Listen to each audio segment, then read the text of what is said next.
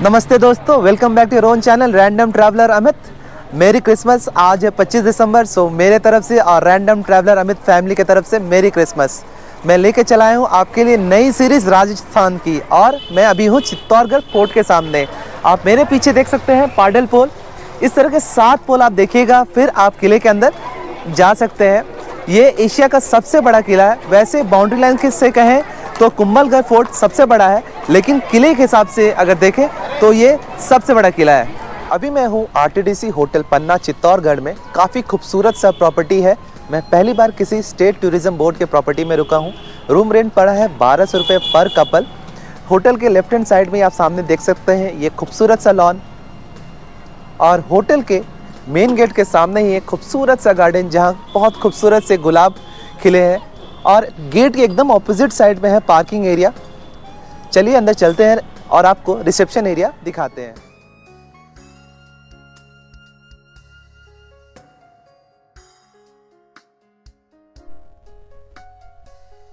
ये रहा इस होटल का रिसेप्शन एरिया।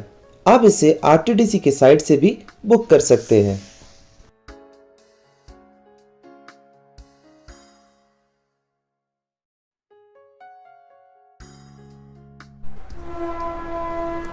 ये सामने रहा हमारा रूम।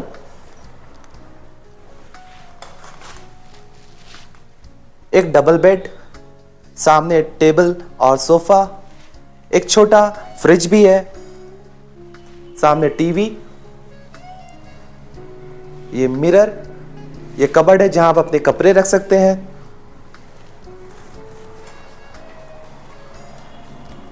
और ये रहा वॉशरूम। काफ़ी बढ़िया रूम है और वॉशरूम भी काफ़ी बड़ा है। सो अब निकलते हैं और घूमते हैं चित्तौड़गढ़ फोर्ट। पाडल पोल के सामने ही है स्मारक रावत बाघ सिंह जी की। बहादुर शाह से लड़ते रहते यहीं पर वो वीर गति को प्राप्त हुए थे।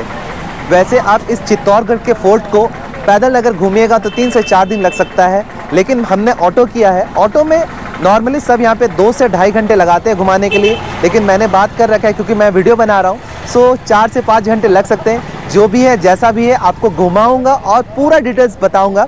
बने रहिए पूरे ब्लॉग को और एंजॉय कीजिए। अच्छा लगे तो please do like share and subscribe. चलिए बढ़ते हैं।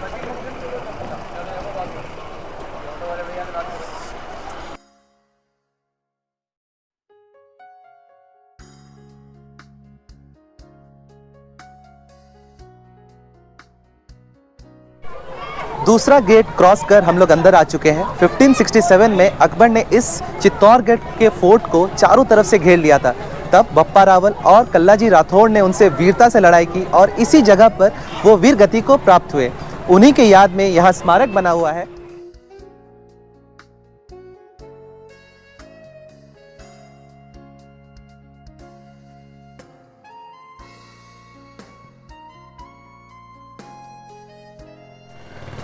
हनुमान पुल, जोड़ला पुल, लक्ष्मण पुल क्रॉस कर अभी हम लोग राम पुल क्रॉस किए। सामने आप देख सकते हैं राम पुल, और मेरे पीछे है फतेह सिंह जी की स्मारक।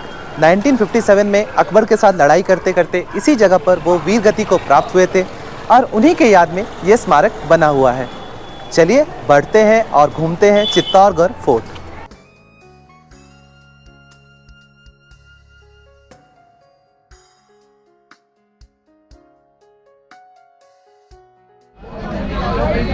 मेन फोर्ट में एंट्री करने से पहले आपको यहाँ से टिकट लेना पड़ेगा। इंडियंस का रेट है 40 रुपीज़ पर पर्सन, और विदेशी नागरिकों के लिए 600 रुपीज़ पर पर्सन।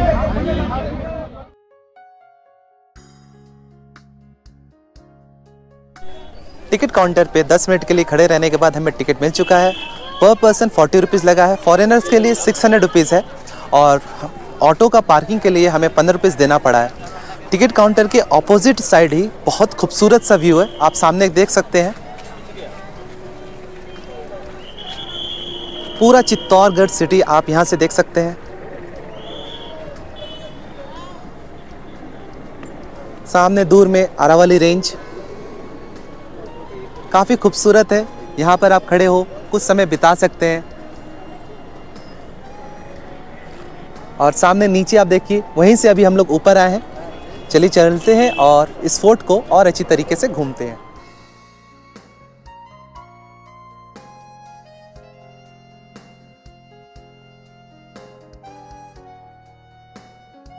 दोस्तों अभी मैं हूँ कुंभा पैलेस में और हमने गाइड कर लिया है, अजय राठौर जी है हमारे साथ। इनसे जानते हैं इस फोर्ट के बारे में, बड़ी अच्छी तरीके से बताएंगे और अगर अच्छा लगे आप भी इन्हें आकर संपर्क कर सकते हैं। खम्मागढ़ी वेलकम टू चित्तौड़गढ़ फोर्ट। जिस जगह को आप लोग देखने के लिए आए इसको चित्तौड़गढ़ दुर्ग के नाम से पहचाना जाता है। इस चित्तौड़गढ़ फोर्ट को बनाया गया था 5वीं शताब्दी में मौर्य वंश के राजा चित्रांगन मौर्य के द्वारा।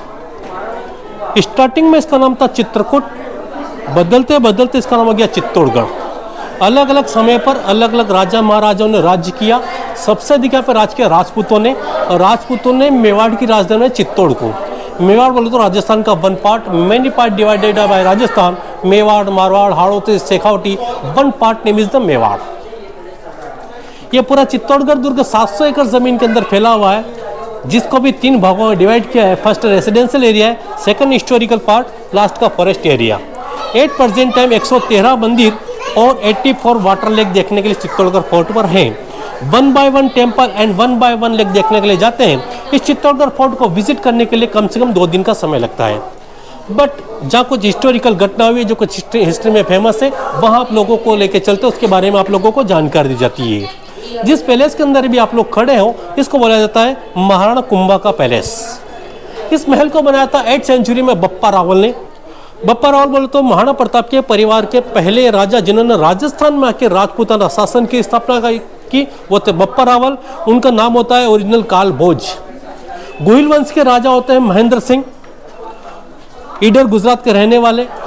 ईडर में भील लोग विद्रोह कर देते हैं तो काल भोज अपनी माता के साथ में राजस्थान की ओर शरण लेते हैं नागदा में। वही वो पाल पोस के बड़े होते हैं और यहाँ के सामंतों के साथ में सेना के अंदर भर्ती हो जाते हैं। मौर्य वंश के साथ में जो मान मौर्य था उसकी सेना में रह के वो आक्रमण करते हैं, युद्ध करते हैं। लेकिन वो जब यहाँ के सामंतों का मन जीत लेते हैं तो मौर्य वंश के राजा, जो अंतिम राजा यहाँ का रहता है मान मौर्य को यहाँ के सामंत राजगद्दी से हटा देते हैं और बप्पा रावल को मात्र 16 वर्ष की आयु में चित्तौड़गढ़ दुर्ग का राजा बना देते हैं। उनके अंदर इतना प्रताप था, इतना बल था कि उन्होंने अपने ताकत के बल पे मेवाड़ की जो सीमा है, राज्य की सीमा है, 8 प्रेजेंट टाइम पाकिस्तान, अफगानिस्तान, काबुल, कंधार, वहां तक अपने राज्य की सीमाएं फैला दी थी। हिंदुस्तान के ऊपर पहली बार यदि किसी मुस्लिम आक्रमणकारी ने आक्रमण की योजना बनाई वो था मीर कासिम। मीर कासिम ने हिंदुस्तान के ऊपर जब आक्रमण की योजना बनाई तो उसकी योजना का पता लगता है बप्पा रावल को, तो बप्पा रावल उसको कंधार तक खदेड़ देते हैं। बप्पा रावल के 400 वर्ष बाद तक किसी मुस्लिम आक्रमणकारी की हिम्मत न हुई को हिंदुस्तान की तरफ आंख उठा के देखे। पाकिस्तान का भी एक बहुत बड़ा शहर है जिसको बोला जाता है रावलपिंडी। तो बप्पा रावल ने जब कंधार तक युद्ध करने के लिए गए थे, मीर कासिम को खदेड़ा, उस टाइम पे उन्होंने अपना सैन्य ठिकाना बनाया था रावलपिंडी में। वो बप्पा रावल के द्वारा ही बसाया गया शहर है, उसका ओरिजिनल नाम है रावलपिंड। पंजाबी में गांव को बोला जाता पिंड, कन्वर्ट होकर उसका नाम हो गया रावलपिंडी। तो बप्पा रावल ने अपने राज्य की सीमाओं का विस्तार वहां तक कर दिया था। 13वीं शताब्दी में जब अलाउद्दीन खिलजी यहाँ पर आता है रानी पद्मिनी को प्राप्त करने के लिए, तो इस महल को ध्वस्त कर देता है। 14th सेंचुरी 33 को जब महाराणा कुंभा चित्तौड़ की राजगद्दी बैठते तो अपने रहने के लिए वापस महल को रिनोवेट कराते हैं, इसलिए इसको कुंभा महल के नाम से इसको पहचाना जाता है। जिधर से भी आप लोगों ने एंट्री की है, ये इसका एंट्रेंस पॉइंट ये नहीं है। इधर अभी आप रैंप चढ़ के आए होंगे तो इधर से अंदर आने के लिए घोड़े आते थे। इधर से सिर्फ घोड़े बनाए आते के और यहाँ पर 7 घोड़ों को बांधा जाता था। उन 7 घोड़ों का पूजन किया जाता था, इसलिए इसको बोला जाता है अश्व पूजन केंद्र। क्योंकि ये लोग सूर्यवंशी है, भगवान राम के पुत्र लव होते हैं, लव के वंशज हैं सूर्यवंशी। तो ये यहाँ पर 7 घोड़ों को बांधा जाता था, क्योंकि भगवान सूर्य के रथ में भी 7 घोड़े होते हैं, इसलिए यहाँ पर 7 घोड़ों को बांधा जाता था। जब घोड़ों का बांधा जाता था, इस जगह जहाँ मैं अभी खड़ा हूँ यहाँ पर पंडित लोग मंत्रोच्चार करते थे और यहाँ पर सामने जो डोम जो बना हुआ है यहाँ पर ढोल नगाड़े बजाए जाते थे, जिसको आज अपन इंस्ट्रूमेंटल बोल सकते हैं। इसको बोला जाता है नौबत खाना। नौबत खाना मीन्स होता है ढोल नगाड़े बजाए जाने का स्थान। और यहाँ पे ऊपर की तरफ यहाँ पे जहाँ पे भी ये महिला बेटी इस जगह पर रानी बैठा करती थी और यहाँ पर नीचे पंडित लोग मंत्रोच्चार करते थे, उनको देखा जाता था।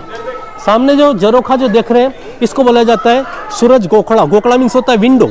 ये लोग सूर्यवंशी है, तो सूर्य को जल चढ़ाने के पश्चात मॉर्निंग के टाइम पे सूर्य को जल चढ़ाया जाता था, अर्घ चढ़ाया जाता था। उसके बाद में पानी पीते थे और खाना खाते थे। लेकिन मान लो जिस दिन यहाँ पे बारिश हो रही है, मौसम खराब है, तो उस दिन क्या किया जाता था, यहाँ पर सोने का सूरज रखा जाता था। सोने के सूरज की पूजा करने के पश्चात ये लोग खाना खाते थे और पानी पीते थे, इसलिए इसको नाम दिया गया सूरज गोखड़ा। इसको तोड़ दिया गया था। फिर 1877 में महाराणा सज्जन सिंह जी ने इसको वापस रिपेयरिंग करवाया, इसलिए आपको थोड़ा नया नया दिख रहा होगा। ओल्ड टाइम का जो था ओरिजिनल वो तोड़ दिया गया। फिर 1877 में महाराणा सज्जन सिंह जी ने इसको वापस रिपेयरिंग करवाया था।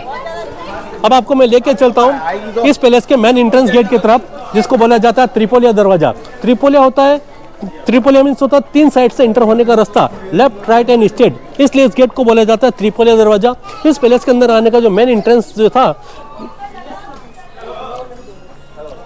ये सामने नीचे जो आप देखेंगे इसको बोला जाता है त्रिपोलिया दरवाजा, मतलब 3 साइड से एंटर होने का रास्ता, लेफ्ट राइट एंड स्ट्रेट।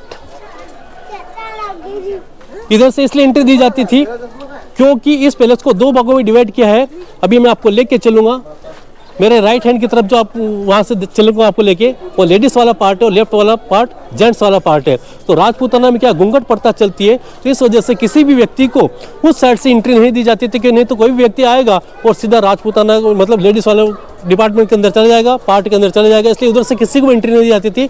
उधर से सिर्फ घोड़े आया जाया करते थे, जिनका घोड़ों का पूजन किया जाता था। बाकी अन्य व्यक्ति जो भी मंत्री, संतरी, सेनापति, जो भी प्रजा होती थी पहले के टाइम पे, इस त्रिपोलिया दरवाजा से अंदर एंटर होती थी और ऐसे पूरा राउंड करके इसके अंदर तरफ आती थी। उधर से पीछे से, यस, ये इधर से आइए आप लोग, दिखाता हूँ मैं आप लोगों को।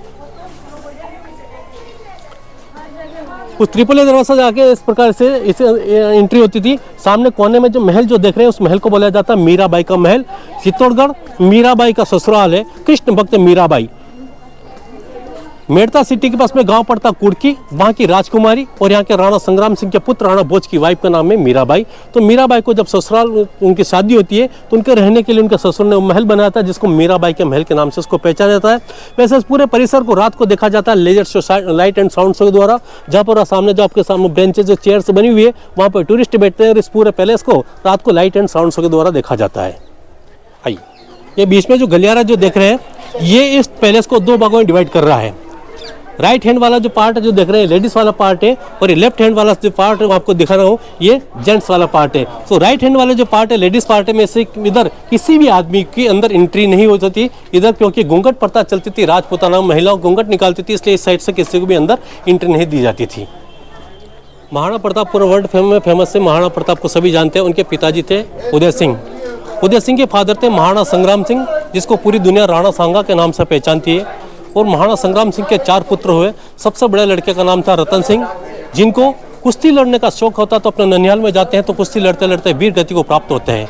दूसरे नंबर को होते राणा भोज, मीराबाई के हस्बैंड, उनकी इस समय मृत्यु हो जाती है। तीसरे नंबर को होता विक्रम सिंह, जो यहाँ के दासी पुत्र होता है, बनवीर सेनापति होता है यहाँ का मेवाड़ का, तो विक्रम सिंह को खत्म कर देता है। और अंतिम यहाँ का कुलवंश बचता है उदय सिंह। तो बनवीर देखता है कि इस उदय सिंह को भी खत्म करके इस पूरी मेवाड़ रियासत का मैं राजा बन जाऊं। उसका प्लान, उसका षड्यंत्र का पता लग जाता है पन्ना धाई को। उदय सिंह को पाल पोस के बड़ा करने वाली होती है धाई माँ पन्ना। तो पन्ना धाई को पता लग जाता है, तो पन्ना धाई क्या करती है, अपने स्वयं के पुत्र चंदन को कुंवर उदय सिंह के बिस्तर पर सुला देती है और उदय सिंह को ऐसे गुप्त रास्ते से कुंभलगढ़ की ओर रवाना कर देती है। उदय सिंह को मारने के लिए बनवीर जैसे ही आता है, पूछता है कहाँ है कुंवर उदय सिंह। वो माँ अपने पुत्र चंदन की ओर इशारा करके कह रही ये सोया हुआ है उदय सिंह। उदय सिंह के धोखे में वो चंदन के ऊपर तलवार से वार करता है, चंदन वही खत्म हो जाता है। उस टाइम पे यदि पन्ना दे अपने पुत्र चंदन का बलिदान नहीं देती जाती, इतिहासों में महाराणा प्रताप का कोई नामो निशान नहीं होता। उन्हीं उदय सिंह जी के पुत्र हुए महाराणा प्रताप, जिनका जन्म होता है कुंभलगढ़ में, राज्याभिषेक होता है गोगुंदा में और उनका अंतिम संस्कार होता है चावंड में। और उदय सिंह के पुत्र महाराणा प्रताप, और उदय सिंह नहीं फिर मेवाड़ की राजधानी में नहीं थी उदयपुर को। उदयपुर का नाम आज उदय सिंह जी के नाम पे दिया हुआ है। और उन्हीं उदय सिंह जी का जन्म स्थान है ये वाला, रानी कर्णावती, महाराणा संग्राम सिंह के पुत्र। ये उनका शयन कक्ष संग्राम सिंह और रानी कर्णावती का, यहाँ पर उनके पुत्र उदय सिंह का जन्म हुआ। यह उदय सिंह जी का बॉर्न पैलेस है। आप देख सकते हैं ये है प्रिंसेस क्वार्टर। यहीं पर पन्नादाई उदय सिंह का देखभाल कर रही थी जब विक्रमजीत सिंह को मारकर दासी पुत्र बलि आए थे, और पन्नादाई ने अपने बेटे चंदन सिंह का त्याग किया, यह बलिदान किया। और उससे पहले ही उदय सिंह को एक बास्केट में कुंभलगढ़ भेज दिया था। और उदय सिंह के ही बेटे थे महाराणा प्रताप, जिसके लिए मेवाड़ इतना फेमस हुआ। लेकिन राजपूतों में राणाओं के लिए नहीं, पन्नादाई का त्याग के लिए भी बहुत फेमस है। और शायद RTDC का होटल जहाँ हम लोग रुके थे, होटल पन्ना, उसी के नाम पर है। दोस्तों मेरे पीछे है मीराबाई पैलेस। महाराजा संग्राम सिंह के बेटे भोजराज सिंह की पत्नी थी वो, उनके मरने के उपरांत, माने महाराजा के मरने के उपरांत, मीराबाई पसंद करती थी कृष्ण भगवान की प्रार्थना करना या पूजा करना, और यहाँ के लोग शिव जी की पूजा किया करते थे। सो यहाँ के लोग मीराबाई को पसंद नहीं करते थे। विक्रमजीत सिंह जो उनके देवर लगते थे, उन्हें खाने में पॉइजन दिया, पॉइजन अमृत बन गया। फिर उन्हें सांप भेजा, सांप गार्डन बन गया। उसके बाद मीराबाई ये प्लेस छोड़कर चली गई द्वारिका, और जब से वो गई ये प्लेस ध्वंसी होते रह गया। कहूँ तो ये फोर्ट अपने वीरान रूप की तरफ बढ़ते चला गया। ये पूरा आप जो व्यू जो देख रहे हैं सिटी का व्यू, ये पूरा चित्तौड़गढ़ शहर कहलाता है। इस चित्तौड़गढ़ फोर्ट का बैक साइड है, फ्रंट साइड नहीं है। जिधर से अभी आप लोगों ने आपकी गाड़ी से जो अपनी एंट्री की होगी इस पैलेस के अंदर, इस महल के अंदर, तो ये वाला रास्ता 14th सेंचुरी 35 में महाराणा कुंभा ने बनाया था। और जो भी आपको मैं विजिट करा रहा हूँ मोनूमेंट्स इस चित्तौड़गढ़ फोर्ट के अंदर, ये सारे मोनूमेंट्स इस चित्तौड़गढ़ फोर्ट के बैक साइड में बने हुए, ना कि फ्रंट साइड में। इसका कोई रीजन होगा? उसका रीजन है कि ये सारे मोनूमेंट्स बैक साइड में इसलिए बना रखे हैं कि दुश्मन आक्रमण करेगा तो फ्रंट साइड की तरफ से करेगा, वो यहाँ तक आएंगे तो ये लोग अपने आप को सुरक्षित कर लेंगे, इसीलिए सारे मोनूमेंट्स बैक साइड में बना रखे हैं। लेकिन एट प्रेजेंट टाइम क्या होता है, मैन डेवलपमेंट हो जाता है इधर बैक साइड में, पूरी सिटी, स्टेशन, बस स्टैंड सब इस साइड में डेवलपमेंट हो जाता है और फ्रंट साइड में कुछ भी नहीं होता है। तो लोगों ने इसको कन्वर्ट कर रखा है, फ्रंट साइड को लोगों ने मान लिया बैक साइड और बैक साइड को लोगों ने मान रखा फ्रंट साइड। वो सामने आप जो रिवर के ऊपर जो ब्रिज देख रहे हैं, जिसको दो रोड देख रहे होंगे आप पे, एक्चुअली वो ब्रिज बना हुआ गंभीरी नदी के ऊपर। अच्छा, वो वाला रोड जो है? जी, दो रोड जो देख रहे हैं ना, वो इस गंभीरी नदी के ऊपर ब्रिज बना हुआ है।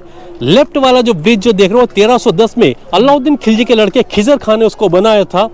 अलाउद्दीन खिलजी के लड़के खिजर खान ने यहाँ पे शासन किया था, तो उसने उस रोड को, उस ब्रिज को बनाया था गंभीरी नदी के ऊपर, इसलिए वो 1310 का ब्रिज अभी भी वैसा वैसा बना हुआ है। जस्ट उसके पास में जो ब्रिज है वो तो बिल्कुल अभी नया बना हुआ है 2000 के अंदर, लेकिन जो 1310 का जो ब्रिज है वो लेफ्ट वाला 1310 का ब्रिज बना हुआ है।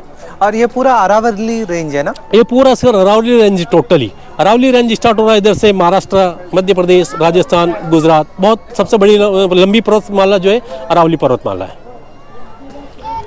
ये सामने जो इनके जो टूटे फूटे महल, मंदिर, सॉरी महल, जो कमरे टाइप जो देख रहे हो, यहाँ पर इनके मंत्री संतरी इन लोगों के ये रूम वगैरह बना हुआ करते थे। ये नीचे गार्डन नुमा जो आप देख रहे हो, यहाँ पर इनके राजकुमारों को अस्त्र शस्त्र की तलवारबाजी सिखाई जाती थी इनको, तो अस्त्र शस्त्र यहाँ पे सिखाए जाते थे कि उनको कैसे युद्ध में युद्ध करना है, तो उनका युद्धाभ्यास कराया जाता था। छोटे छोटे जो राजकुमार होते थे उनको बचपन से ही यहाँ के राजपूतानों के द्वारा, उनको राजपूत योद्धाओं के द्वारा उनको तलवारबाजी सिखाई जाती थी। एक तरह से इनका पूरा ये सीखने का स्थान है, तलवारबाजी सीखने का स्थान कहलाता है।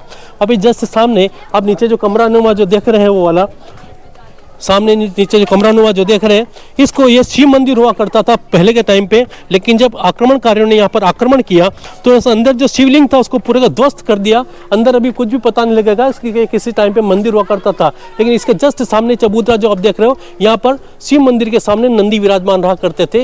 ये नंदी बाबा यहाँ पे बैठते थे और सामने शिव मंदिर हुआ करता था, ये शिव मंदिर। लेकिन लोगों को किसी को पता नहीं चलेगा। अभी आप अंदर जाके देखोगे तो पूरा ही आपको रिक्त दिखाई देगा, अंदर पता नहीं लगेगा शिव मंदिर। लेकिन प्राचीन समय में ये एक शिव मंदिर हुआ करता था, जिसको आक्रमणकारियों ने तोड़ दिया गया। ये लोग सबसे ज्यादा शिव की उपासक करते हैं, भगवान एकलिंग की पूजा करते हैं, इसलिए यहाँ पर चित्तौड़गढ़ दुर्ग पे आपको सबसे ज्यादा शिव मंदिर मिलेंगे। कहीं पे भी आप जाओगे तो ये शिव मंदिर हुआ करता था पहले के टाइम पे, जिसको अभी पूरा अंदर कुछ भी आपको पता नहीं लगेगा, तोड़ दिया गया है आक्रमणकारियों के द्वारा। इसकी डिजाइन आप देखिए, पत्थरों की डिजाइन, पत्थरों के ऊपर बिल्कुल बारीक बारीक इन पर डिजाइन की हुई है।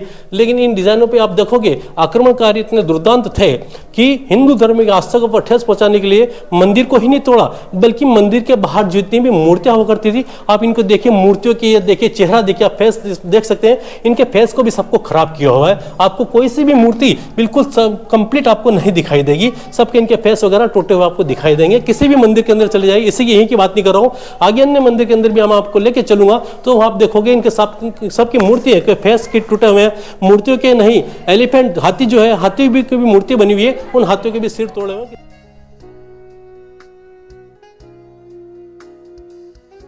ये है इस कुंभा पैलेस का जनाना एरिया और क्वींस पैलेस। यहाँ रानी पद्मिनी विंटर के समय रहा करती थी। ये 5 स्टोरी का बिल्डिंग है। यहाँ से रानी अपने मर्दों को डायरेक्ट मेल एरिया में देख सकती थी और यहाँ किसी भी मर्द को आना अलाउड नहीं था।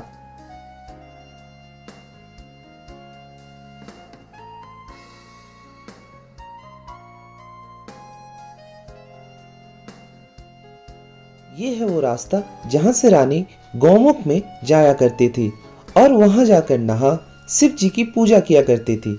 ये अराउंड 1 किलोमीटर का रास्ता है।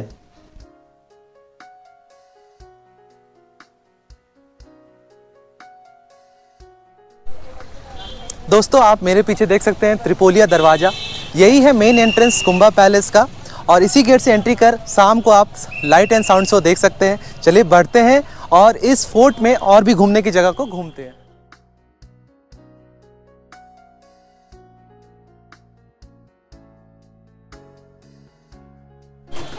दोस्तों कुंभा पैलेस घूमकर हम लोग आ चुके हैं कुंभ श्याम मंदिर और बीरा मंदिर। चलिए अंदर चलते हैं।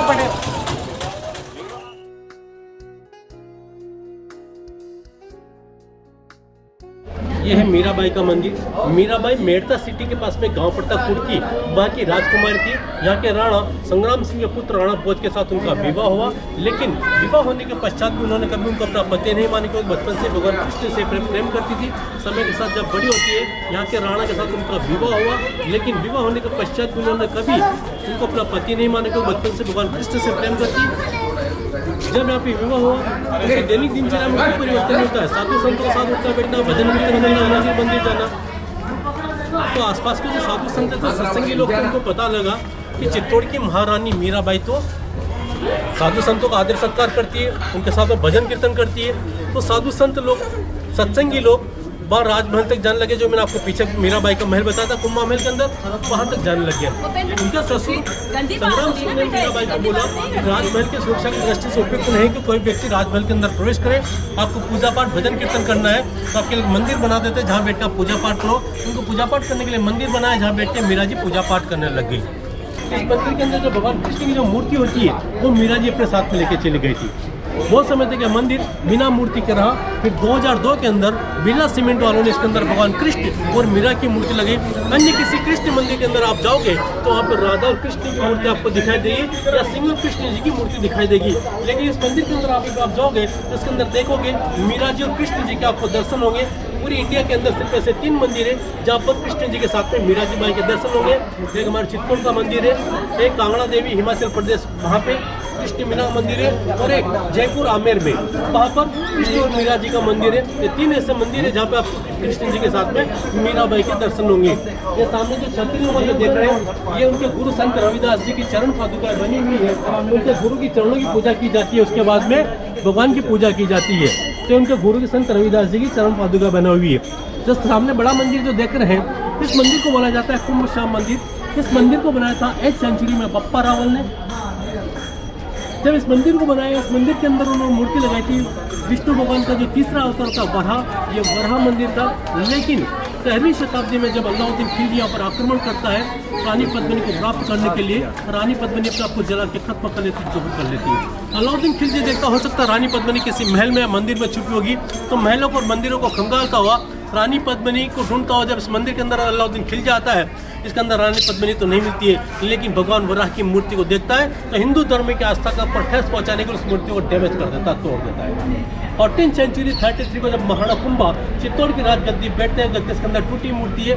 हिंदू धर्म के अंदर टूटी मूर्ति की पूजा नहीं की जाती है, तो महाराणा कुंभा उस खंडित मूर्ति को हटा के उसकी जगह भगवान कृष्ण, बलराम और राधा की मूर्ति लगाते हैं। अपना खुद का महाराणा कुंभा का शॉर्ट टाइम करते हैं कुंभ और भगवान कृष्ण का नाम निकालते हैं श्याम। इस मंदिर को नाम दे देते हैं कुंभ श्याम मंदिर। बैक साइड से इसको देखोगे तो इसको जो डिज़ाइन में आपको दिखाई देगी वो पूरी के जगन्नाथ मंदिर के जैसी दिखाई देगी। फ्रंट साइड से जो इसकी डिज़ाइन है गुजरात के सोमनाथ के मंदिर के जैसे। ये चित्तौड़गढ़ दुर्ग का सबसे बड़ा मंदिर है, जिसके अंदर दोनों मंदिरों को कॉम्बिनेशन आपको देखने के लिए मिलता है। जस्ट सामने जो आप देख रहे हैं इसको बोलते हैं विजय स्तंभ, विक्ट्री ऑफ टावर। विजय की याद में बना स्तंभ विजय स्तंभ। यहाँ के राजा महाराणा कुंभा 2 स्टेट को जीत के आए, एक गुजरात और एक मालवा। गुजरात का राजा था अहमद शाह अब्दाली, जिसने अहमदाबाद नगर की स्थापना की, और मालवा 8% है मध्य प्रदेश, वहाँ का राजा था महमूद खिलजी। उन दोनों को पराजित किया। पराजित करने के पश्चात अपनी उस जीत को लंबे समय तक यादगार बनाने के लिए एक स्तंभ बना, उसको नाम दिया गया विजय स्तंभ। विजय की याद में बना स्तंभ विजय स्तंभ। 9 मंजिल बना रखा है। 9 मंजिल इसलिए हिंदू देवी देवताओं में 9 ग्रह को प्रमुख माना गया, तो 9 ही ग्रहों को समर्पित करते हुए 9 मंजिला बना रखा है। 157 सीढ़ी अंदर जाने के, लेकिन अभी कोविड की टाइम से इसको अंदर जाने का एंट्रेंस इसका बंद किया हुआ है। पहले लोग ऊपर तक जा बिल्कुल ऊपर 8वीं मंजिल तक इस पे जा सकते थे, जो कि 157 सीढ़ी ऊपर चढ़ने की है। 1440 में इसका निर्माण कार्य स्टार्ट हुआ और 1448 में जाके कंप्लीट हुआ। 8 साल इसको बनने में लगे। उस जमाने में इसको बनाने की कीमत आई थी 90 लाख रुपए। सोने और चांदी के सिक्के खर्च हुए थे। 122 फीट इसकी हाइट है। और इसमें भी भैया भगवान के बहुत सारे बता रहा हूँ सर आपको मैं। अंदर और बाहर की तरफ महाभारत और रामायण काल में जितने भी हिंदू देवी देवता हैं उनकी मूर्तियाँ इसके अंदर अंकित की हुई है। आप लोगों ने जो दिल्ली का कुतुब मीनार देखा हो तो वो कैसा ब्रॉड एंड नेरो, बट आप इसको देखोगे तो ब्रॉड, नेरो एंड ब्रॉड, चौड़ा है, सकला फिर चौड़ा है। भगवान शंकर के डमरू के आकार का ये लोग भगवान एकलिंग की पूजा करते हैं। एकलिंग शंकर जी का स्वरूप है, तो ये लोग भगवान शंकर की पूजा करते हैं। तो महाणा कुंभा ने इनके आर्किटेक्ट को बोला कि इसका डिजाइन इस प्रकार का तैयार करना कि हमारे इष्ट देव का मान सम्मान रह जाए, तो उसने फिर इसका डिजाइन भगवान शंकर के डमरू के आकार का बनाया। दूसरा सामने जो मंदिर है, इस मंदिर के अंदर भी मैं आपको लेके चलूंगा। पहले इसका आपको जानकारी दे देता हूँ। इस मंदिर को बोलते हैं समाधीश्वर महादेव मंदिर। सभी समस्याओं का समाधान करने वाले भगवान ब्रह्मा विष्णु महेश। 9 फीट की एक चट्टान है जिसको काट के शंकर जी की 3 मूर्तियां बना रखी है, और तीनों ही मूर्तियां देखोगे तो आपको डिफरेंट दिखाई देगी। पहली मूर्ति रोती हुई, सेंटर वाली मूर्ति हंसती हुई, लास्ट वाली मूर्ति बिल्कुल चुपचाप। मैं ही ब्रह्मा हूँ, मैं ही विष्णु, मैं ही महेश हूँ। 11वीं शताब्दी के मध्य में परमार वंश के राजा भोज ने इस मंदिर को बनाया था। फिर महाराणा मोकल ने इसको वापस रिपेयरिंग करवाया। इसका नाम है समाधीश्वर महादेव मंदिर। इसको उपमा दी है ब्रह्मा विष्णु महेश के नाम से। इस तरह नीचे डीप में मैं आपको लेके चलूंगा। गौमुखी कुंड, गाय का मुंह बना पत्थर का, उसके अंदर से 12 महीने 24 घंटे नेचुरल पानी आता है। हजारों वर्षों से पानी आ रहा है, लेकिन आज तक लोगों को पता नहीं चला पानी कहाँ से आ रहा है, क्योंकि वो पानी सारा एक 48 फीट गहरी झील लेक है, उसके अंदर स्टोरेज होता है। ओवरफ्लो होने पर झरने के रूप में नीचे गिरता है। चौथारिया का इंपॉर्टेंट पॉइंट जौहर स्थल। जौहर उसको कहते हैं जब यहाँ के राजा लोग युद्ध करने के लिए जाते हैं। पीछे से रानी को पता लगता कि हमारे पति के राजा की मृत्यु होने वाली है, तो सामूहिक रूप से आग लगा के उसके अंदर कूद के अपने आप को जला के खत्म कर लेती थी, क्योंकि वो नहीं चाहते थे कि उनका पति की या राजा की मृत्यु के बाद दुश्मन ऊपर आए और उनकी इज्जत आबरू के साथ में खिलवाड़ करे। तो अपना मान सम्मान, अपनी इज्जत आबरू बचाने के लिए आग के अंदर जिंदा जल के उनको मरना पसंद था, लेकिन अपनी इज्जत के ऊपर दाग लगाना पसंद नहीं था, जिसको बोला जाता है जौहर। धन्य चित्तौड़ की धरती, जहाँ पर मुख्य रूप से 3 बार जौहर हुआ है। फर्स्ट टाइम जौहर हुआ था 1303 को। आक्रमण किया था अलाउद्दीन खिलजी ने। जौहर के रानी पद्मिनी ने 16,000 महिलाओं के साथ में। दूसरा जौहर होता है 1535 को। आक्रमण करता है बहादुर शाह, गुजरात का राजा।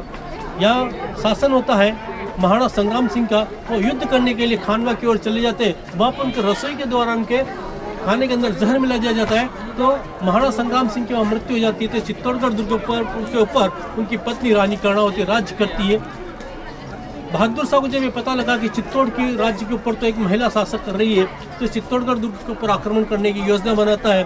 तो रानी कर्णावती हुमायूं को राखी बेचती है और यहाँ पर रक्षा का आह्वान करती है। उसी टाइम पे बहादुर शाह की तरफ से भी हुमायूं के पास में संदेश जाता है कि मैं तो गजवा हिंदी के लिए निकला हूँ, यदि तुम मेरी राह का रोड़ा बनोगे तो खुदा को क्या मुँह दिखाओगे। तो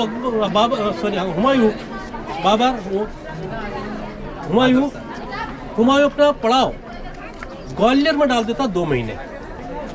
चित्तौड़गढ़ के लिए आता है, लेकिन जब बहादुर शाह का जब उसको संदेश मिलता है तो अपना कारवा वहीं रोक लेता है और बहादुर शाह चित्तौड़गढ़ दुर्ग के ऊपर आक्रमण करता है। रानी कर्णावती बड़ी बहादुर के साथ में लड़ती है, लेकिन जब उसकी शक्ति कमजोर हो जाती है तो 13,000 महिलाओं के साथ में अपने आप को जला के खत्म कर देता है। तीसरा और अंतिम जौहर होता है, उसको बोला जाता है साका। साका उसको बोला जाता है जब राजपूत लोग मरने और मारने पर उतर हो जाते हैं केसरिया बहाना पहन के, तो उनके पीछे जो बच्चे होते हैं, बुजुर्ग आदमी होते हैं या महिलाएं होती है, उनको जलवा देते थे, क्योंकि वो नहीं चाहते थे कि उनकी वीर गति के पश्चात दुश्मन उनके बच्चों के साथ में, उनके बुजुर्गों के साथ में या उनकी महिलाओं के साथ में कोई गलत आचरण करे। तो ये तीसरा कहलाता था साका। यहाँ का राजा रहता है उदय सिंह। तो पूरे राज परिवार को, यहाँ के जो सेनापति होते हैं जयमल, फतेह, लाखा, चुंडा, ये सब पूरे राज परिवार को पहाड़ की ओर भेज देते हैं।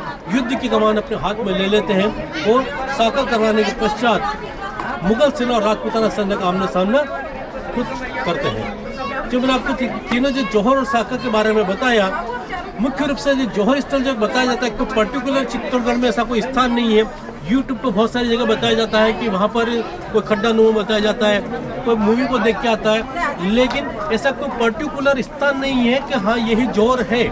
लेकिन यहाँ के जो गवर्नमेंट आर्कोलॉजी डिपार्टमेंट ने, भारतीय पुरातत्व विभाग वालों ने जो जौहर स्थल को एक स्मृति के रूप में उन्होंने जो बना रखा है, ये सामने नीचे गार्डन जो आप देख रहे हैं, ये पीपल का पेड़, इसके नीचे पूरा गार्डन जो देख रहे हैं, इसको गवर्नमेंट ने जौहर स्थल घोषित किया हुआ है। सामने ब्लैक बोर्ड पे वहाँ लिखा हुआ, जहाँ मैं आपको मैं लेके चलूँगा वहाँ पर, उसको बोलते हैं जौहर स्थल।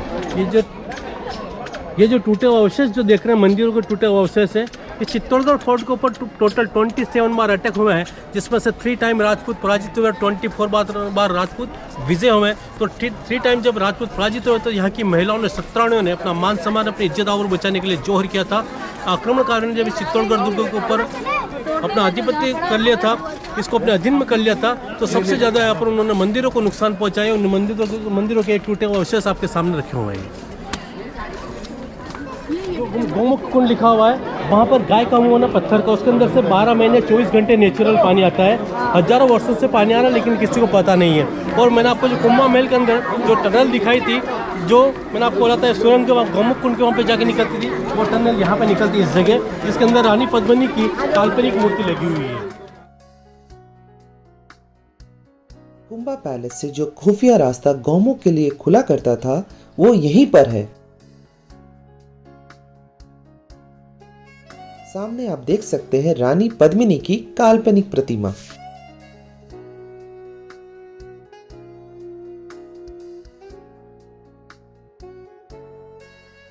अभी आपने रानी पद्मावती की काल्पनिक प्रतिमा देखी और सामने आपने देखा गोमुख कुंड। और इस पीछे एक अद्भुत बात यह है कि समर के टाइम पे ये कुंड का पानी ठंडा रहता है और ठंडी के समय इसका पानी गर्म रहता है। चलिए आगे बढ़ते हैं। जो गाय का जो मुंह है ना पत्थर का, उसके अंदर जो पानी आता है वो मैं उधर से दिखा के लेके आया हूँ। इस चित्तौड़गढ़ फोर्ट को आप गूगल पे सर्च करोगे तो गूगल जो सबसे पहले पिक देता है वो ये वाली देता है, जो कि ड्रोन कैमरे से इस साइड से ली हुई पिक है। ये हम आ गए अभी जौहर स्थल के बीचों बीच। ये है पूरा जौहर स्थल। ये सामने ब्लैक बोर्ड पे लिखा हुआ देख सकते हैं जौहर स्थल। होली के बाद में जो एकादशी आती है, उस दिन यहाँ पर जौहर मेला लगता है। पूरी देश दुनिया से राजपूत लोग आते हैं और उन वीरों रंग और श्रद्धांजलि देते हैं, जिन्होंने इस मेवाड़ को बचाने के लिए अपने प्राणों की आहुति दी थी। उनके लिए हवन कुंड बना रखा है। ये एक कोई पर्टिकुलर अंग्रेजी तारीख नहीं, लेकिन हिंदू पंचांग के अनुसार जो एकादशी आती है होली के 11वें दिन, उस दिन यहाँ पर जौहर मेला लगता है। तो पूरी देश दुनिया से राजपूत लोग आते हैं और उन लोगों को श्रद्धांजलि देते हैं, उनकी आत्म शांति के लिए। उनके लिए हवन कुंड बना रखा है। तो ये जो मेला सिर्फ इसी पार्ट में लगता है, पूरा फोर्ट में लगता है? यहाँ पे ओनली श्रद्धांजलि का कार्यक्रम रखा जाता है। मेले का जो मेन जो कार्यक्रम रखा जाता है वो वहाँ पर फतेह प्रकाश महल है, वो बहुत बड़ा प्रांगण है, वहाँ पर आयोजित सभा वगैरह। दोस्तों चलिए अभी हम लोग समाधीश्वर मंदिर के दर्शन करते हैं। यहाँ पे ब्रह्मा विष्णु महेश तीनों जी की प्रतिमा है। चलिए दर्शन करें और आशीर्वाद लें।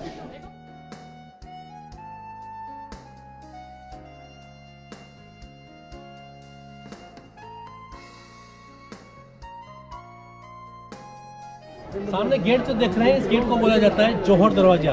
तो रानियाँ जब जौहर करने के लिए आई थी कुंभा महल से, तो इस रास्ते से आई, इसलिए इस दरवाजे को बोला जाता है जौहर दरवाजा। ये वापस आप पीछे इधर जो छोटे छोटे जो आपको समाधि टाइप जो देख रहे हैं, यहाँ के जो राजा हुआ करते थे, उनके जो पुत्र होते थे या पुत्री होती थी, बच्चे होते थे, जो छोटे समय उनकी मृत्यु हो जाती है, अल्प आयु में उनकी, तो हम हिंदू धर्म के अंदर बच्चों को, छोटे बच्चों को जलाया नहीं जाता है, उनको दफनाया जाता है। तो ये उनके समाधि बनाए हुए उन बच्चों को यहाँ पे दफनाया गया हुआ है। ये जो मैंने आपको जौहर दरवाजे के बारे में बताया, तो इस रास्ते से रानियाँ आती थी जौहर करने के लिए और इस गोमुख कुंड के अंदर जाकर उसके अंदर स्नान करती, इस मंदिर के अंदर जाकर पूजा पाठ करने के बाद में जौहर स्थल पर जाकर जौहर की ज्वाला जलाई जाती थी।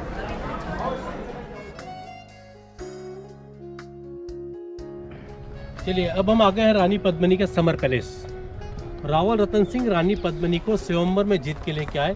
राजस्थान की इतनी तेज गर्मी होती है, एक आम आदमी राजस्थान की गर्मी सहन नहीं कर पाता है, तो रावल रतन सिंह ने रानी पद्मिनी को गर्मी से बचाने के लिए पानी के बीच में महल बनाया, जिसको रानी पद्मिनी के जल महल के नाम से पहचाना जाता है। रानी पद्मिनी, जिसके बारे में कहा जाता है कि गढ़ में गढ़ चित्तौड़गढ़ बाकी सब गढ़ैया, ताल में ताल भोपाल की ताल बाकी सब तलैया, रूप में रानी पद्मिनी रानी बाकी सब रमैया। रानियाँ तो एक से बढ़कर एक हुई, लेकिन रानी पद्मिनी जितनी सुंदर जितनी खूबसूरत नहीं हुई। कहते हैं कि जब पानी पीती थी उसके गले में से उतरता दिखता था कि पानी पी रही है। उसके बारे में ऐसा बोला जाता है, ये फैक्ट नहीं है, लेकिन ऐसा बोला जाता है कि वो जब पानी पीती थी तो उसके गले में से उतरता दिखता था। माने इतनी तो- खूबसूरत थी। हाँ, तो रानी पद्मिनी की सुंदरता की प्रशंसा उस टाइम पे जो दिल्ली की सल्तनत पे सत्ता कर पे था वो था अलाउद्दीन खिलजी। तो रानी पद्मिनी की सुंदरता के बारे में उसको पता लगता है, तो रानी पद्मिनी को प्राप्त करने के लिए दिल्ली से चल के चित्तौड़गढ़ की ओर आता है। लेकिन जब इस चित्तौड़गढ़ दुर्ग को देखता तो आश्चर्यचकित हो जाता कि इतना विशाल दुर्ग में कैसे जीतूंगा। खेती बाड़ी नीचे होती थी, किसान लोग नीचे रहते थे। वो क्या करता है, खेतों को अपने कब्जे में कर लेता है, किसानों को बंदी बना लेता है। रावल रतन सिंह रानी पद्मिनी के पति, उनको नहीं पता है वो क्या चाहता है, तो उससे कंप्रोमाइज करने के लिए एक संदेश पहुंचाते हैं कि तुमने हमारे खेतों के ऊपर क्यों कब्जा किया, किसानों को क्यों बंदी बनाया। रावल रतन सिंह का संदेश पाकर अलाउद्दीन खिलजी कहता है, मैंने सुना आपकी रानी पद्मिनी बहुत सुंदर है, मैं एक बार उसको देखना चाहता हूँ। जैसे ही रानी पद्मिनी का उस संदेश के अंदर नाम आता है, उसको रिटर्न जवाब दिया जाता है। कहते हैं, खबरदार खिलजी, तो हमारी रानी का नाम लिया, वो शतरानी है, किसी गैर पुरुष के सामने बिना पर्दे के नहीं जाएगी। पर्दा बोले तो घूंघट। अलाउद्दीन खिलजी कहता है, मैंने तो सुना चित्तौड़ की धरती पे यदि दुश्मन में मेहमान बन के आते हैं, आप उसकी अच्छा बहुत करते हो, सत्कार करते हो। मैं तो आपकी रानी की सुंदरता की प्रशंसा सुन के उसको यहाँ देखने के लिए आया।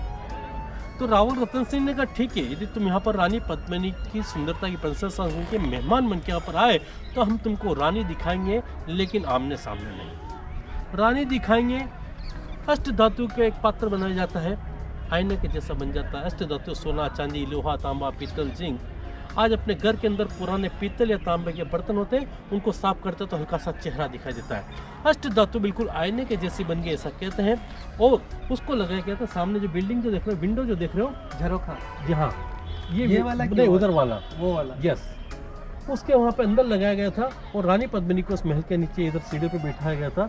थोड़ा सा आप लोग इधर आएंगे तो मैं आप लोगों को शायद इसकी सीढ़ी भी आपको दिखा सकता हूँ। तो अलाउद्दीन खिलजी को खड़ा किया था, और उसके दोनों साइड में खड़ा हो गए थे गोरा और बादल।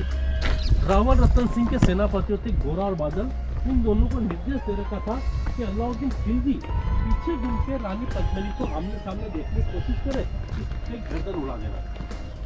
ये देखिए वहाँ पे जो सीढ़ियाँ जो दिख रही है आपको, इन सीढ़ियों पे बैठाया गया था रानी पद्मिनी को।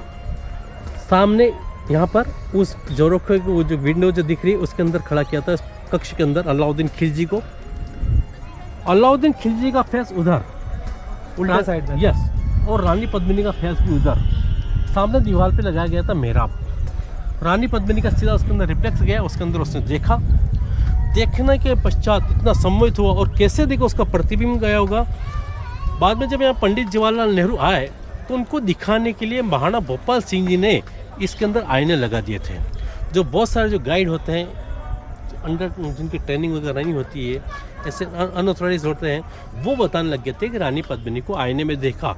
जबकि 12th सेंचुरी 96 में आईना इंडिया के अंदर नहीं बना था। वो तो पंडित जवाहरलाल नेहरू को दिखाने के लिए इसके अंदर आईने लगाए थे।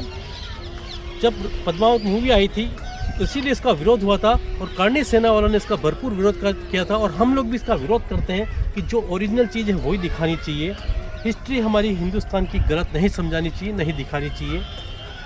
तो फिर कर्णी सेना वालों ने इस रूम के अंदर जो आईने जो लगे हुए थे उनको तोड़ दिया और इस कक्ष को बंद कर दिया।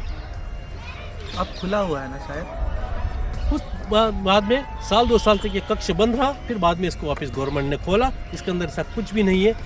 प्रतिबिंब कैसे गया होगा, गाइड मूवी आई थी वहीदा रहमान और देवानंद साहब की, उसके अंदर गाना है आज फिर जीने की तमन्ना, आज फिर मरने का इरादा। उस टाइम पर क्या होता है, यहाँ पर वहीदा रहमान जी इन सीढ़ियों पर नृत्य करती है, देवानंद साहब उस खिड़की में बैठे रहते हैं, और उसके अंदर जो आईने जो लगे हुए थे पंडित जवाहरलाल नेहरू को दिखाने के लिए जो आईने लगाए गए थे, उन आईने में वहीदा रहमान जी का सीधा रिफ्लेक्स आता है।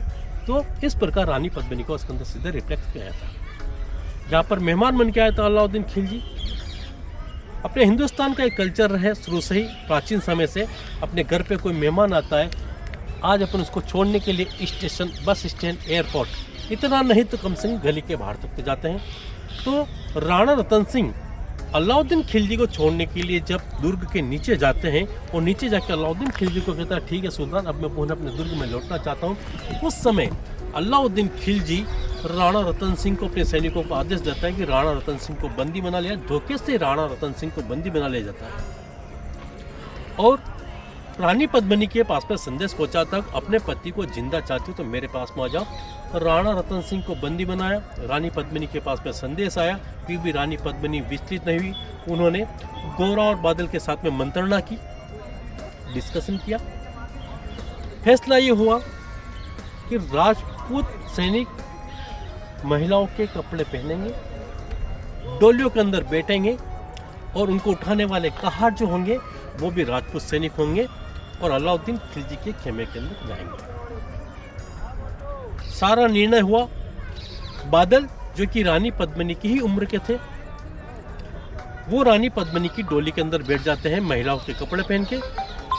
गोरा उनको लेके जाता दिल्ली, क्योंकि अलाउद्दीन खिलजी राणा रतन सिंह को बंदी बना के दिल्ली लेके चला गया था। गोरा वहां जाता है दिल्ली और अलाउद्दीन खिलजी के सामने जाके कहता है कि हमारी रानी जी आ गई है, लेकिन हमारी रानी जी की अंतिम इच्छा, आखिरी शर्त है कि वो अपने पति राणा रतन सिंह से मिलना चाहती है। अलाउद्दीन खिलजी देखता है इन डोलियों के अंदर तो सारी महिलाएं और यहाँ मेरे ही खेमे के अंदर तो मेरा कौन क्या बिगाड़ सकता है। वो उसने कहा ठीक है, रानी पद्मिनी की डोली रावल रतन सिंह के बंदी करके बाहर उतार दी जाए। जैसे उसकी डोली वहाँ उतारी जाती है, बादल घूंघट निकाल के डोली से बाहर निकलता है, बंदी घर के अंदर जाता है और राणा रतन सिंह को प्रणाम करके जिसे अपना घूंघट हटाता है तो राणा रतन सिंह आश्चर्यचकित हो जाते और कहते हैं बादल तुम? वो कहता हाँ हजूर, जैसा धोखा इस खिलजी ने आपके साथ में किया वैसे ही धोखे का जवाब हमारी रानी ने धोखे से दिया। बार सारा राजपूत सैनिक युद्ध के लिए तैयार, आप अंदर से आक्रमण की आवाज लगाई है। जैसे ही अंदर से आक्रमण की आवाज लगाई जाती है और राजपूत सैनिक उन डोलियों से बाहर निकलते हैं और अलाउद्दीन खिलजी की सेना पर आक्रमण कर बैठते हैं। इस अचानक हुए हमले में अलाउद्दीन खिलजी की सेना के अंदर भगदड़ मच जाती है। तो मौका देख के गोरा और बादल वहां से तो राणा रतन सिंह को चित्तौड़गढ़ दुर्ग को रवाना कर देते हैं, लेकिन उस युद्ध में गोरा और बादल दोनों शहीद हो जाते हैं। आफ्टर 7 ईयर्स 1303 को अलाउद्दीन खिलजी फिर इस चित्तौड़गढ़ दुर्ग पर आक्रमण करता है रानी पद्मिनी को प्राप्त करने के लिए। राणा रतन सिंह लड़ते लड़ते जब वीर गति को प्राप्त होने वाले होते हैं, रानी पद्मिनी के पास में संदेश आता है कि हुकुम वीर गति को प्राप्त होने वाले हैं। रानी पद्मिनी अपना मान सम्मान राजपुताना क्षत्रिय धर्म निभाते हुए महलों से निकलती है।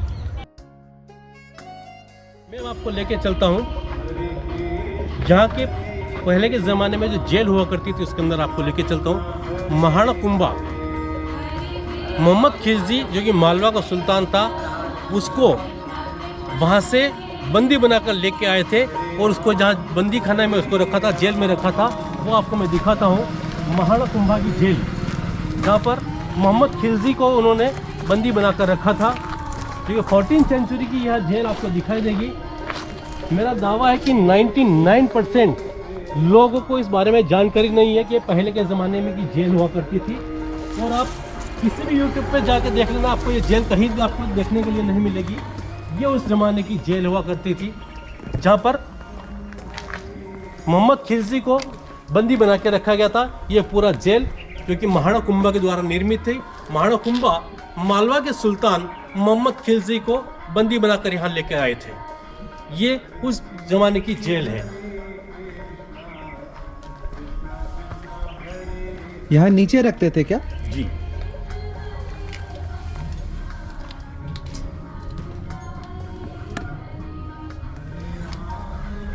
बाहर से ऊपर से मैंने यहीं से लाइट आया करता था। बिल्कुल।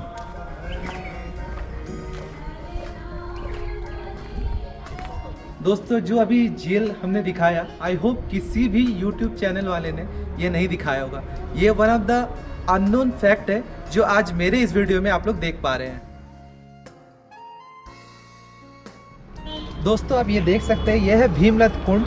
मान्यता यह है कि भीम ने यहाँ पे बहुत जोर से लात मारा था और उसके बाद ये कुंड बन गया था।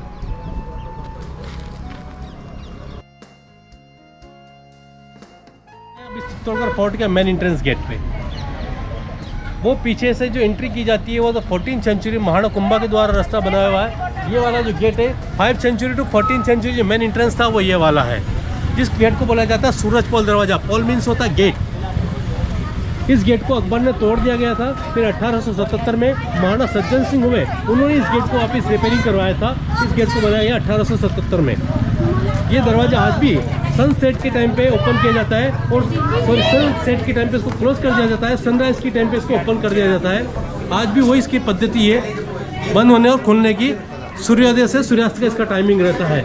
ये नुकीले किले जो आप देख रहे हैं, ये नुकीले किले इस दरवाजे की सेफ्टी के लिए, पहले क्या हाथी के द्वारा दरवाजे को तोड़ दिया जाता था, तो हाथी से सेफ्टी के लिए हाथी अपनी सर की मारेगा तो नुकीले किले उसके सर के अंदर छिप जाएंगे, हाथी मर जाएगा लेकिन ये दरवाजे नहीं टूटेंगे। इसलिए नुकीले किले जो आप देख रहे हैं हाथी से सेफ्टी के लिए लगा रखे हैं। ये पूरा सामने जो आपके व्यू जो देख रहे हैं खेत खलियान वाला, ये पूरा इस चित्तौड़गढ़ फोर्ट का फ्रंट साइड है। पूरा सिटी साइड जो आपने देखा वो चित्तौड़गढ़ फोर्ट का बैक साइड है। लेकिन एट प्रेजेंट टाइम क्या होता है कि फ्रंट साइड में कुछ भी डेवलपमेंट नहीं होता और बैक साइड में मेन सिटी वगैरह सब बन जाती है, तो लोगों ने इसको जस्ट कन्वर्ट कर लिया। फ्रंट साइड को लोगों ने मान रखा बैक साइड और बैक साइड को लोगों ने मान रखा फ्रंट साइड। जितने भी मोनूमेंट्स वगैरह बने हुए हैं वो सब पीछे की तरफ बने हुए हैं। पीछे बनाने का भी उनका रीज़न है, वहाँ पर इसलिए बना रखे कि मान लो दुश्मन इधर से अटैक करता हो वहाँ तक पहुँचेगा तो वहाँ तक वो लोग अपने आप को सुरक्षित कर लेंगे। इसलिए सारे वो मोनूमेंट्स जो कि मैंने आपको कुंभा महल से स्टार्ट किया था, वो सारे मोनूमेंट्स इस चित्तौड़गढ़ फोर्ट के बैक साइड में बना रखे हैं। लेकिन लोगों ने इसको बैक साइड बना लिया, जबकि ये चित्तौड़गढ़ फोर्ट का फ्रंट साइड है। या रास्ता इधर देख सकते हैं, ये चित्तौड़गढ़ फोर्ट के अंदर इंटर होने के लिए 5 सेंचुरी से लेकर 14 सेंचुरी तक एंटर होने के लिए ये रास्ता था। इधर भी ऐसे 7 गेट बने हुए थे। धीरे धीरे करते ये गेट टूटते गए। इस गेट को अकबर ने तोड़ दिया था और यहाँ का जो दरवाजा है अकबर अपने साथ में लेके चला गया था। चित्तौड़गढ़ दुर्ग की 3 निशाने अपने साथ में लेके गया था कि मैंने चित्तौड़गढ़ दुर्ग को विजय कर लिया, तो 3 चीज़ अपने साथ में लेके गया था। एक फर्स्ट में तो नौबत खाना जो मैंने आपको बताया, वहाँ के ढोल नगाड़े, एक देवी का दीपदान, और तीसरा इस सूरतमल दरवाजे का मेन गेट जो कि पुलिस ने यहाँ से ले जाने के बाद में फतेहपुर सीकरी जिसमें अकबर ने अपनी राजधानी बनाया था, वहाँ फतेहपुर सीकरी में इसका गेट लगाया उसने। फिर 1877 में महाराणा सज्जन सिंह आए तो उन्होंने इस गेट को वापस बनाया और यहाँ पर एक गेट लगाया। लेकिन ये गेट आज भी उसी समय के हिसाब से सूर्योदय के टाइम पे इसको ओपन किया जाता है और सूर्यास्त के टाइम पे इसको बंद कर दिया जाता है। ये वापस उल्टा बीच से जो आप देख रहे हैं, यहाँ से गर्म पानी डाला जाता था। दुश्मन यहाँ तक आएगा, इस गेट को नहीं तोड़ पाएगा, यहाँ से चढ़ने की कोशिश करेगा तो यहाँ से गर्म तेल और पानी डाला जाता था। वापिस ऊपर जो 3 आपको छोटे खड्डे नुमा जो दिख रहे हैं, वहाँ से तीर कमान और बंदूकें चलाई जाती थी। सामने पूरा बैटलफील्ड युद्ध का मैदान, नीचे भी लोगों ने खेत खलियान बना लिए, लेकिन ये पूरा युद्ध का मैदान कहलाता है। सामने जो पहाड़ देख रहे हो अरावली पर्वत, उसके आगे छोटा पहाड़ देखोगे तो ऐसा लगेगा जैसे कोई एक आदमी सो रहा है, जिसको कुंभकर्ण पहाड़ के नाम से भी जाना जाता है। फर्स्ट में इधर आप देखोगे तो सिर है, बीच में पेट है, नीचे पैर है।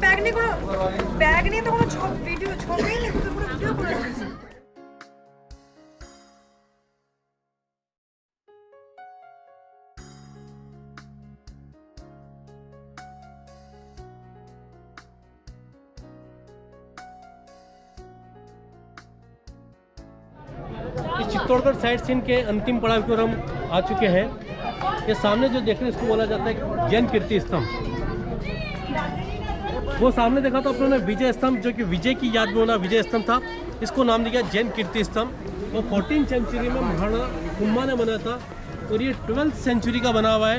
दिगंबर जैन हुए थे जैन जीजामल, जब वो घूमते घूमते यहाँ पे आए तो यहाँ के राजाओं को उन्होंने बोला आप ताकत के बल पे, तलवार के बल पे तो जीत जाओगे, लेकिन आपके राजपाट में जाकर लेखा जोखा करना होगा, हिसाब किताब करना होगा, वहाँ हमारे बनियो महाजन की जरूरत पड़ेगी। हम तो हमारे जैन धर्म का प्रचार प्रसार करने के लिए निकले हैं। यदि आप आपके राज्य में जैन धर्म का प्रचार करने की अनुमति देते हो तो हमारे कुछ आदमी आपके यहाँ पे छोड़ के जाएंगे, जिससे कि आपका राजपाट का लेखा जोखा हिसाब किताब करते रहेंगे और हमारे धर्म का प्रचार भी करते रहेंगे। तो यहाँ के राजाओं ने उनको इजाज़त दी, तो फिर इसको बनाया और इसको नाम दिया जैन कीर्ति स्तंभ, मतलब जैन धर्म की कीर्ति चारों दिशाओं में फैले। 75 फीट इसकी हाइट है और आप शायद बिलीव नहीं करोगे, विजय स्तंभ बना हुआ है 14वीं सेंचुरी का, बट ये उससे भी 200 साल पुराना है, 12वीं सेंचुरी का बना हुआ है। भगवान आदिनाथ को समर्पित किया हुआ, 75 फीट इसकी हाइट है, 5 मंजिल बना हुआ है। ये विजय स्तंभ से भी 200 वर्ष पुराना है। इसका इंटर होने के लिए सामने से एक छोटा सा गेट जो देख रहे हैं, इसका एंट्रेंस गेट है, लेकिन काफ़ी लंबे समय से इसका एंट्रेंस गेट बंद किया हुआ है।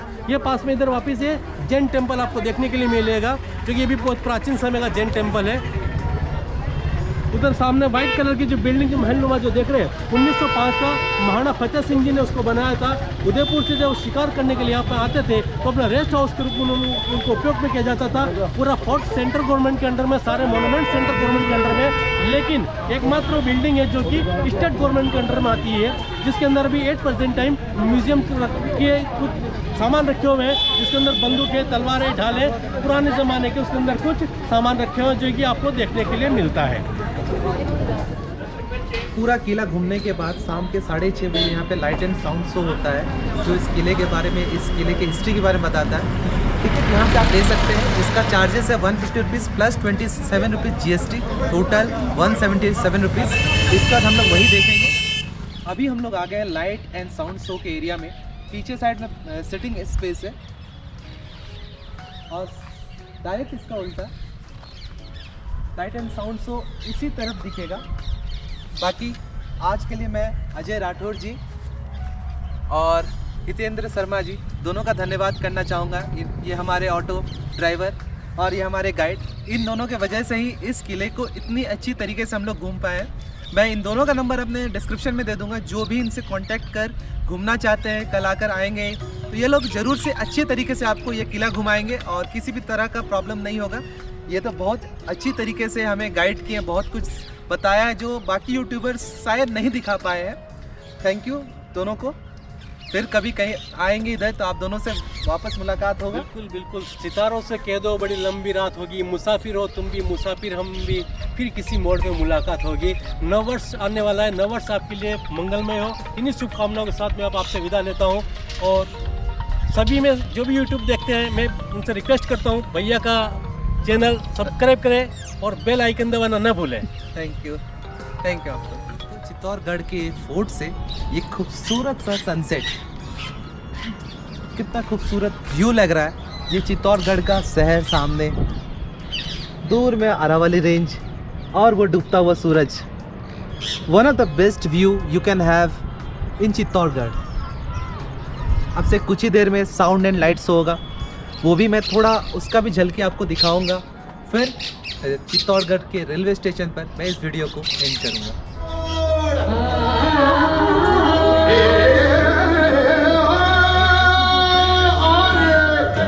और बलिदान की अमर कहानियां, जिनका बहार कवियों और चारणों ने बार बार दिल खोल कर किया है।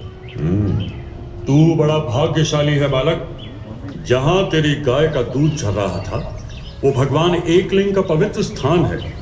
तुझ पर उनकी विशेष कृपा दिख रही है। कल से तू यहाँ आकर हमसे शस्त्र विद्या के साथ साथ शास्त्र विद्या भी ग्रहण कर। हम तुझे एकलिंग का दीवान घोषित करते हैं। चक्रवर्ती महाराज बप्पा रावल की जय। बप्पा रावल ने अपने राज्य की सीमाओं का विस्तार किया।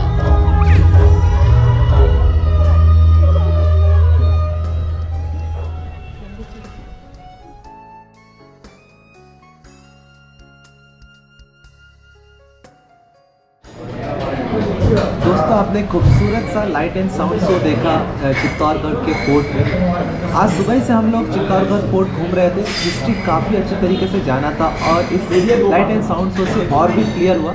मेवाड़ के प्राचीन इतिहास के बारे में जानना, शान और शौकत राजपूतों के बारे में जानना बहुत अच्छा लगा। आई होप आज का एपिसोड आपको अच्छा लगा होगा। मुझे तो चित्तौड़ घूम के बहुत अच्छा लगा। इंडियन हिस्ट्री, हमारे इतिहास के बारे में जानकर बहुत अच्छा लगा। अभी हम लोग आ चुके हैं आशीर्वाद होटल में, यहाँ पर अभी डिनर करेंगे। फिर 8:50 में हमारा ट्रेन है उदयपुर के लिए। कल हम उदयपुर में शूट करेंगे और आपको उसका ब्लॉग भी दिखाएंगे। चलिए अभी के लिए इतना ही, मिलते हैं वापस कल आपसे सुबह। Till then bye bye, see you soon.